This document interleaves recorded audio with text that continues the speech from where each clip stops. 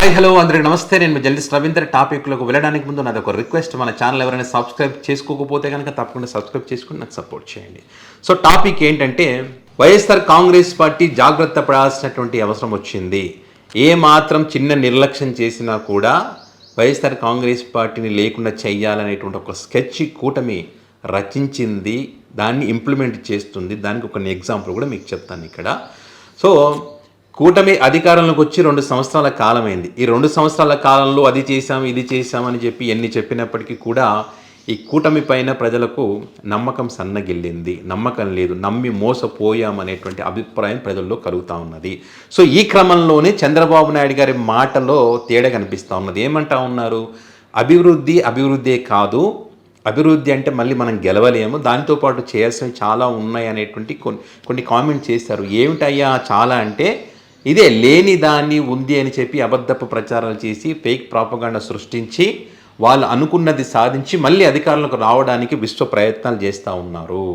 అయితే ఇక్కడ వాళ్ళ మెయిన్ మీడియా ద్వారా చెప్పేటువంటి ప్రయత్నం చేస్తూ ఉంటే ప్రజలు నమ్మడం లేదు. కాబట్టి సోషల్ మీడియా ద్వారా చెప్పేటువంటి ప్రయత్నం చేస్తూ ఉన్నారు. సోషల్ మీడియా కూడా వారి సొంతది కాకుండా వేరు పేర్లు పెట్టి, ఇప్పుడు పలానా వ్యక్తి ఉంటాడు, ఎవరైనా పలానే సురేష్ ఉంటాడు, ఆ సురేష్కి జగన్మోహన్ రెడ్డి అంటే బాగా ఇష్టం అని చెప్పి చాలామందికి రాష్ట్రం మొత్తం తెలిసి ఉంటుంది. అలాంటి వ్యక్తిని వీళ్ళు ఏం చేస్తారంటే, అలాంటి వ్యక్తి ఐడి క్రియేట్ చేసి ఆ సురేష్ అనేటువంటి బొమ్మ పెట్టేసి జగన్మోహన్ రెడ్డిని ఆ వ్యక్తి తిడుతున్నట్టు పెట్టిస్తారనమాట. అట్లాంటి పరిస్థితి వచ్చింది ఇప్పుడు కరెక్ట్గా షర్మిల గారి ఎపిసోడ్లో కూడా అదే జరుగుతూ ఉన్నది. సో ఇప్పుడు అన్ని అస్త్రాలు అయిపోయినాయి. వివేక కేసుకు సంబంధించి గత ఎన్నికల్లో వాడుకున్నారు, తల్లి చెల్లి గత ఎన్నికల్లో వాడుకున్నారు, తర్వాత ఈ భూములు లాక్కుంటారని వాడుకున్నారు, అప్పులు వాడుకున్నారు, కేసులు అన్నీ వాడుకున్నారు. అప్పులకు సంబంధించి లేదు, ఇంకేం లేదు, జనాలు నమ్మే పరిస్థితి లేదు. ఇంతకుముందు జగన్ జైలు అంటారు, ఇప్పుడు జైలు గురించి ప్రస్తావన లేదు. ఎందుకంటే చంద్రబాబు కూడా జైలు పోయించినాడు, దాని టాపిక్ లేదు. వివేక కేసు సిబిఐ క్లియర్గా చెప్పేసింది, ఏమీ లేదు, జగన్ గారి ప్రమేయం లేదు, అది పక్కకు పోయింది. ఇక సూపర్ 6 చెప్దామని అది లేదు. సో కాబట్టి వీళ్ళ ముందున్న అస్త్రం ఏంటంటే, ప్రధాన ఎజెండా ఏంటంటే, రాబోయే ఎన్నికలకు ముందు షర్మిల గారి ఎపిసోడే, షర్మిల గారి ఇంటి గొడవలు, తల్లి చెల్లి, ఈ ఎపిసోడ్ని తీసుకోవాలి. జగన్మోహన్ రెడ్డిని పబ్లిక్లో బ్యాడ్ చేయాలి. తల్లిని చెల్లిని చూసుకునేవాడు రాష్ట్రంలో ఉన్నట్టు అక్క చెల్లెమ్మలకు ఏం చేస్తాడనేటువంటి అంశాన్ని ప్రజల్లోకి బలంగా తీసుకునేటువంటి ప్రయత్నం అద్భుతంగా చేస్తూ ఉన్నారు. మీరు గత 4-5 రోజులుగా చూడండి, ఇక్కడ వైఎస్ఆర్ ఆస్తి 3 భాగాలుగా పంచాల్సిందే. ఏది? ఒక వర్గం మీడియాలో వస్తున్నటువంటి, ఒక వర్గం అంటే ఏబిఎన్ ఛానల్లో పెట్టినటువంటి డిబేట్ సంగతి చెప్తా ఉన్నా. రాష్ట్రంలో ఎన్ని ఉన్నా, రాష్ట్రంలో ఎంతోమంది అక్క చెల్లెమ్మలకు ఇబ్బంది కలిగినా అది ఏది వాళ్ళకి కనపడకుండా ముంబై జత్వా అనేదో, ముంబై నటు ఆ నటిది, ఇలాంటి వాళ్ళకి తీసుకొచ్చి చూపిస్తారు వాళ్ళు. గతంలో షర్మిలమ్మకు సంబంధించి ఒక్క వార్త కూడా రాయనటువంటి వాళ్ళు ఇప్పుడు జగన్ గారిని బ్లేమ్ చేయడం కోసం ఇలాంటి రాస్తారు. నీకు మాట్లాడే దమ్ము లేదు, వేరే నీ నేతల చేత మాట్లాడిస్తున్నావు అని చెప్పి షర్మిలమ్మ అనిందని చెప్పి వీళ్ళే డిబేట్లు పెడతా ఉన్నారు. జగన్మోహన్ రెడ్డి గారికి మాట్లాడే దమ్ము లేదంటే, ఇక్కడ మాట్లాడడం లేదు అంటే అది సంస్కారం అనుకోవాలి ఆయన, అంతే కదా. ఆయన మాట్లాడితే ఏమవుతుంది, మళ్ళీ అది కూడా రద్దు చేశారు. కాబట్టి ఆయన వద్దనుకున్నాడు, మాట్లాడకూడదు అనుకున్నాడు, సైలెంట్గా ఉన్నాడు. నీ వైసీపీ కుక్కల చేత మొరిగిస్తావు అనేటువంటి టైటిల్ పెట్టి మళ్ళీ దాని గురించి ఒక చర్చ పెట్టారు. ఇక్కడ జగన్ సమర్పించు వైఎస్ఆర్ ఆస్తి కదా, ఇది వాళ్ళు పెట్టినటువంటి టైటిల్ పెట్టి ఏబిఎన్ వెంకటకృష్ణ గారు కొంతమందిని పిలిపించుకొని వాళ్ళ చేత డిబేట్ పెట్టించి సపరేట్ దీని గురించే మాట్లాడతారు. దాంట్లో సొంత ఇంటిపైన క్షుద్ర రాజకీయం, రక్త కలంకం, కన్న తల్లిని అడ్డు తొలగించుకునేందుకే ఇదంతా చేస్తూ ఉన్నాడు. ఆడబిడ్డ సొమ్ము దోచుకోవడం న్యాయమా? చెల్లిని తల్లిని మోసం చేయడం న్యాయమా? జగన్ నీచమైన మనస్తత్వానికి ఇది ఒక పెద్ద నిదర్శనం. ఇలాంటి టైటిల్స్ పెట్టి, ఇలాంటి డిబేట్లు పెట్టి ప్రజల్లోకి ఎక్కించే ప్రయత్నం చేస్తూ ఉన్నారు. దీనితో పాటు ఏం చేస్తూ ఉన్నారంటే, వాళ్ళు వైఎస్ఆర్ కాంగ్రెస్ పార్టీ ఎవరైనా యాక్టివ్ ఉన్న వాళ్ళ పేర్లు పెట్టేసి, ఇంతకుముందు చెప్పినట్టుగా సురేష్, రమేష్ అట్లా వాళ్ళు ఉంటారు కదా, వాళ్ళ అకౌంట్లలో, సోషల్ మీడియా అకౌంట్లలో వాళ్ళ బొమ్మలు పెట్టేసేసి ఇది వాళ్ళే తిడతారు, షర్మిలమ్మను వాళ్ళే తిడతారు. తిట్టి ఇక చూసినావా, జగన్మోహన్ రెడ్డి సొంత పార్టీ నేతల చేత తిట్టిస్తూ ఉన్నాడు, తల్లి చెల్లి అని చూడకుండా. ఇలాంటి నీచమైనటువంటి మనస్తత్వం కలిగిన వ్యక్తి జగన్మోహన్ రెడ్డి అని చెప్పి మళ్ళీ వాళ్ళే తప్పుడు ప్రచారం చేస్తారు.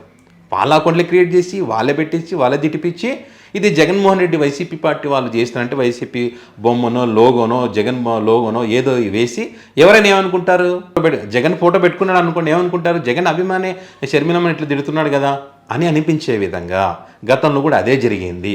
జనాలు ఏమంటే నిజమేనే కదా, సొంత చెల్లిని తిడుతుంటే కూడా జగన్మోహన్ రెడ్డి పట్టించుకోకపోవడం కరెక్ట్ కాదు కదా, అధికారం నుండి అరెస్ట్ కూడా చేయించలేకపోయాడు కదా అనేటువంటి అభిప్రాయం తీసుకొస్తా ఉన్నారు. ఫర్ ఎగ్జాంపుల్ ఇప్పుడు మీకు ఒక ఆడియో కూడా వినిపిస్తాను చూడండి. లేదా సినిమాలో మోహన్ బాబు అంటాడు, తల్లి చెల్లి గల్లీలో లేని సిల్లి నా డాష్ అని. సినిమా డైలాగే కాబట్టి అది మనం సినిమా డైలాగ్ కింద చూస్తాం, కానీ ఇక్కడ అది రియాలిటీ. తల్లిని చెల్లిని ఇద్దరిని బయటికి పంపించేసిన ఘన చరిత్ర మనం జరిగిన మాట. నిజానికి ఆ కుటుంబంలో చాలా థిక్ రిలేషన్ ఉంటుందని అనుకునేవాళ్ళు, చూసేవాళ్ళం. రాజశేఖర రెడ్డి గారు బతుకున్నప్పుడు నేను స్వయంగా అదే మంచి రిలేషన్ ఉండేది. మంచి రిలేషన్ పాటు చేసింది ఎవరో, మీ స్వార్థం కోసం, మీ రాజకీయ కోసం మీరే కదా. తల్లిని చెల్లిని బజార్లో పెట్టేసి బజార్లో నిలబెట్టి, ఇప్పుడు చూడండి మాటలు వినండి. వైఎస్ వివేక్ గారి అన్న కొడుకు, తమ్ముని కొడుకు, వైఎస్ సునీతకి అన్న, షర్మిలమ్మకి అన్న, విజయమ్మ కొడుకు, ఇవన్నీ ఎందుకు వస్తాయి చెప్పండి? ఇన్ని మాటలు మాట్లాడుతూ ఉన్నారు, సపరేట్గా దీనిపైన డిబేట్ పెడతా ఉన్నారు. ఇంకొకటి కూడా వినిపిస్తుంది చూడండి మీకు. ఆయన పార్టీ వాళ్ళను కొంతమందిని ఎగదోశాడు. వాళ్ళు నోటికి వచ్చినట్టు షర్మిలని తిట్టడం. ఎందుకంటే మొన్న వివేకానంద రెడ్డి గారి హత్య కేసు విషయంలో ఆమె మాట్లాడిన మాటలతో జగన్మోహన్ రెడ్డి గారికి ఉన్న ఆయన మోడస్ ఆపరెండి ఎలా ఉంటుందంటే, పార్టీ వాళ్ళతో తిట్టిస్తాడు, సోషల్ మీడియాలో పోస్టింగ్లు పెట్టిస్తాడు, వాళ్ళ పార్టీ నాయకులతోనో ఎమ్మెల్యేలతోనో మాజీ ఎమ్మెల్యేలతోనో నోటికొచ్చి తిట్టిస్తాడు. చెల్లి తల్లి అనేమి ఉండదు. ఎంత భయంకరమైన నీచమైన మనస్తత్వం అంటే,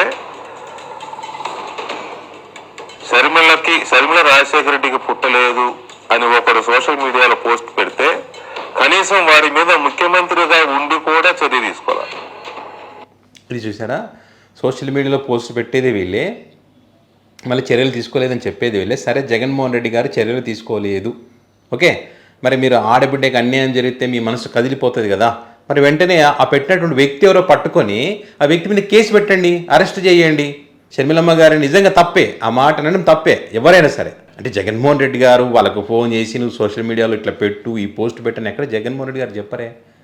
సరే, ఎవడన్నా పెట్టి ఉన్నాడనుకో, ఆడెవడో పట్టుకురండి, ఇప్పుడు మీరే అధికారులు పట్టుకొచ్చి వాడి చేత చెప్పండి ఎవరు పెట్టించారు ఏందని తెలిసిపోతుంది కదా. సో ఇలాంటివి జరుగుతూ ఉన్నాయి ఇక్కడ.